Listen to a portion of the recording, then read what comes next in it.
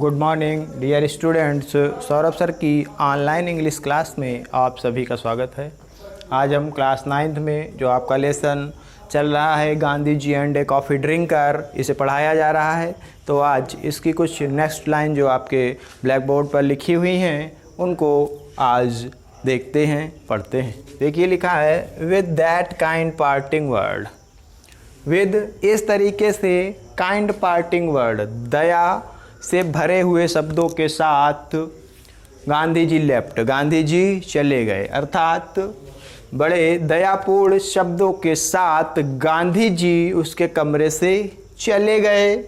Left the room, Gandhi ji ने कमरे को छोड़ दिया। तो कुछ दयापूर्ण शब्दों के साथ गांधी जी ने कमरे को छोड़ दिया या गांधी जी कमरे से चले गए। द लैड ले वेटिंग, द लैड ले वेटिंग, लड़का लेटा हुआ था, वेटिंग इंतजार कर रहा था। द लैड ले वेटिंग, लड़का इंतजार कर रहा था। He could not believe his good luck, he could not, वह विश्वास नहीं कर पा रहा था या वह विश्वास नहीं कर सका। बिलीव हिज गुड लक, अपने अच्छे भाग्य पर, तो वह अपने अच्छे भाग्य पर विश्वास नहीं कर सका।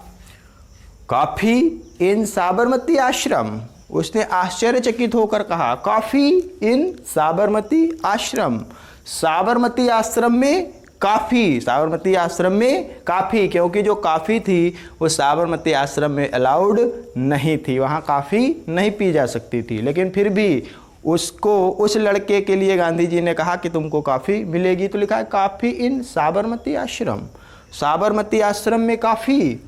And Gandhi ji himself offering to send it to him, और उससे भी अच्छी बात, एंड गांधी जी हिमसेल्फ, और गांधी जी ने स्वयं, ऑफरिंग माने उसे न्योता दिया है, to send it to him, कि वह उसको उसके पास भेज देंगे, कि वह सेंड इट टू हिम, कि वह उसे उसके पास भेज देंगे, अर्थात वह उसको काफ़ी देंगे, पिलाएंगे।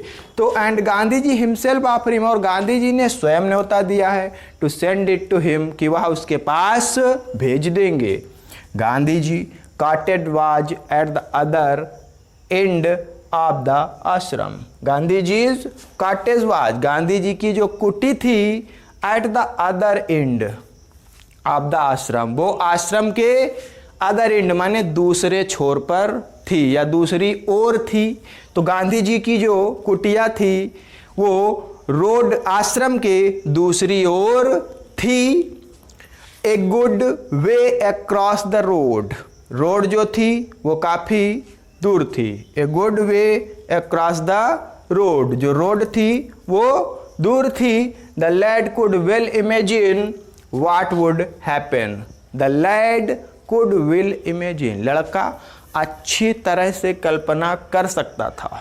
The lad could well imagine, लड़का अच्छी तरीके से क्या कर सकता था, कल्पना कर सकता था। व्हाट वुड हैपन, कि क्या घटित हो रहा है, व्हाट वुड हैपन, कि क्या घटित हो रहा है। तो यहाँ से ये जो आपकी लाइंस हैं वो पूरी हो गई हैं। तो अब हम लोग जो है इस लेसन को लगभग पूरा हो चुका है, 1-2 स्टेंजास रह गए हैं, आपको वो भी बताए जाएंगे। तो सभी जितने भी क्लास 9 के स्टूडेंट हैं, जितने भी वीडियोस हैं उनको बहुत ध्यान से देखें और घर पर प्रैक्टिस करें। That's all, thank you.